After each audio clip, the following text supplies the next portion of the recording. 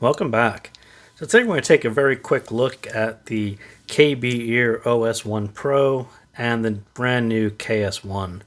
So first I do want to apologize. I talked about this KBEAR OS1 Pro probably a couple weeks ago when it was first announced. And then I said, I'd get back to it and show you when it arrived. And unfortunately it didn't arrive. I had actually ordered it that same day, and then Amazon decided to cancel it on me. So then I traded emails, and by the time I was ready to figure out what happened and order again, the KS1 was actually released, and I just ended up ordering both at the same time. So again, I apologize for the delay, and that's the unfortunate story that happened. So let's just kind of quickly look. This is it says Opera Factory OS1 Pro, and if you remember when I talked about the announcement, this is a special collaboration between KBEAR and Wizard, and the Opera Factory OS1 Pro just happens to be, the first product of this collaboration. So on one hand, it's kind of neat the two companies are collaborating. On the other hand, what I'm really looking forward to is what they do in the future. But for now, we'll take a look at quickly what's in the box. So this is another one of these that was recommended to me because I like bassy sets, and when you look at bass headsets and do searches on Headfire wherever, this is one that the OM1 and the OS1 would come up occasionally. People who tend to like a lot of bass had actually recommended this set a long time ago, and it was always on my mental list. I just never really had an opportunity to grab it, and then this whole collaboration happened, and I'm like, oh, perfect. I'm really excited because it was on my list anyway. So what's in the box? First, you get a set of nice 3 tips. This is the cable. This is the microphone cable, the microphone version cable, I mean. So a nice black set. If you look closely at the connectors, they look somewhat proprietary because they are round, and you don't see round connectors like this all that often, but it's pretty much standard 2-pin. So as I have it set up, as I've been listening to it, this is what it looks like up close. So these are the OS1 Pros. This is the KBEAR Rhyme cable. This is the KBEAR OS1 Pro, so why not use the Rhyme cable? It's an awesome cable anyway. And it emphasizes the low end and takes a little edge off of the upper end, and that's exactly what these guys need help with right now. So this is what this looks like up close. You can kind of see the nozzle is molded in internally.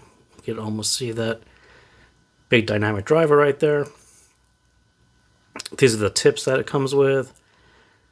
And this one says Junior. So quite nice. And like I said, this one isn't a huge surprise. People have been recommending this one as a bass headset. You listen to it for 5 seconds, it's a bass headset.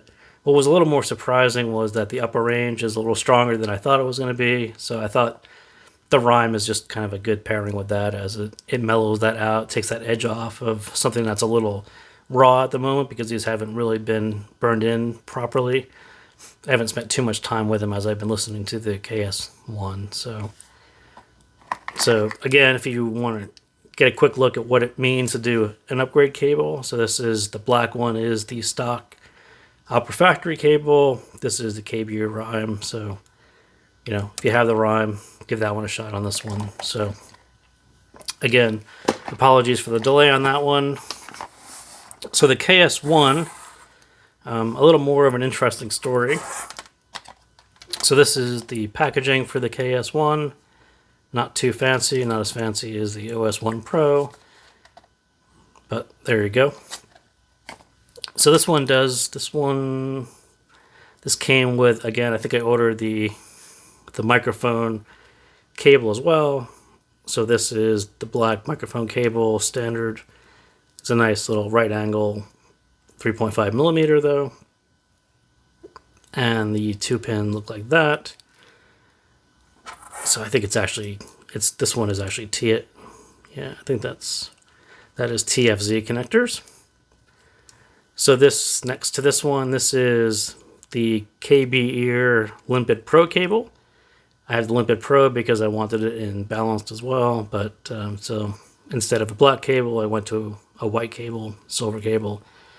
So that is that. So when we look at these guys up close, when this was first announced, everyone said, oh, it looks exactly like the KZ EDX, and it does, except for this one has this really nice brass nozzle, and the actual filter there is actually different. The KZs just use a simple mesh, and so quite nice. 2 little vent holes, nothing too fancy. KBEAR KS1. So the fascinating thing about this one is when I got it out of the box, it sounded really bassy and kind of slow, and that's exactly why when I made my first post on it, I said it sounds more like the KS2 and maybe even like a KS2 BL03 mashup. It's in that range as opposed to the Lark. It's not that higher end upper range style. This is a more like the KS2, which had a really strong sub bass, really great soundstage. This one was definitely more in that range, but mine was really bassy and quite slow, and I couldn't quite figure out what was going on. So next morning I wake up and I'm kind of scanning through the news, and I see Larry Fulton's post and on audio reviews on the Facebook group, and he says, oh, this one was actually based on one of the very early BL01 tunings. And it didn't really click to me until I read that, and I had the same exact problem with the BL01.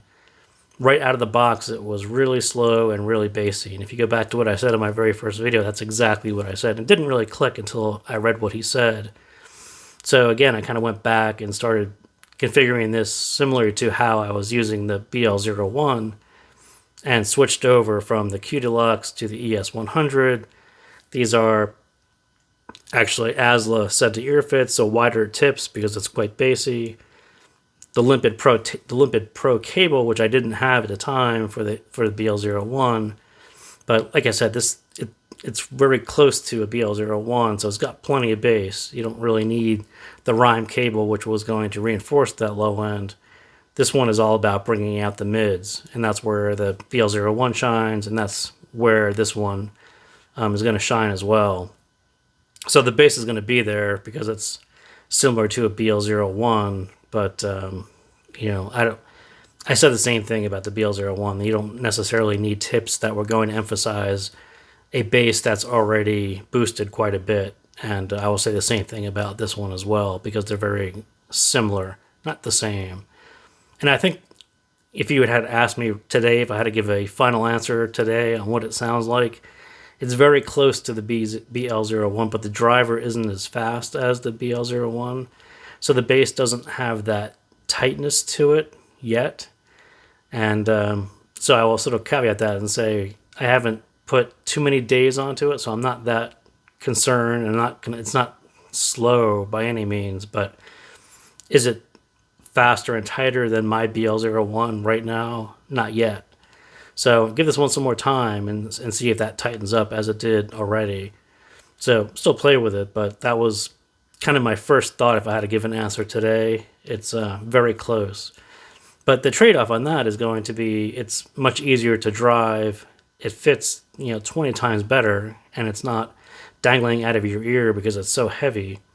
So those two things alone, will put it above the BL01 in most cases. Plus, you get ear tips that fit, cables, all this stuff that is kind of annoying to deal with on the BL01 is going to be much easier.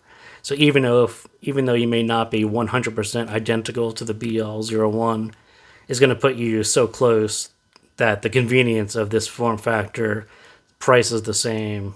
I think for people who didn't have success with the BL01 for any number of reasons, from fit to didn't have an amp or a phone that would power properly, this is going to be the one that will take you to that place. And for people who had a BL01 that was great and loved it, this one isn't really going to offer too much above what you already have. So do consider that. And just kind of at that higher level of people who love the blondes versus hate the blondes. Again, this one isn't it's a blonde, so it's got a very heavy bass. If heavy bass causes you to, critique the amount of clarity, too much bass, not enough clarity, not enough resolution, all those common complaints on the BL03 live on through the BL01, and going to live on through the KS1. It's just that style of tuning that's going to be bass heavy. And so if you didn't like the other two, you're probably not going to like the KS1. On the other hand, if you're a very much a fan of that fun musicality, that natural sound that the blonde gave you, then yeah, the KS1 is going to be kind of right in that ballpark. So I don't know. I mean, what Larry Fulton said, don't really have any way to confirm or deny that. I don't think he would have said it if he wasn't kind of sure. And my only concern about it was that he didn't have the KS1 in his hands when he said it. So, did KBEAR tweak the tuning a bit from what he thought it was? A good possibility. But, just generally listening to it for a couple days, it's definitely in that ballpark. There's definitely songs that sound very similar. But, like I said, I think the driver is definitely different. So it's not quite that same sound, that same level of tight bass that you find on the BL01. But on the other hand, how many people had that tight bass on the BL01?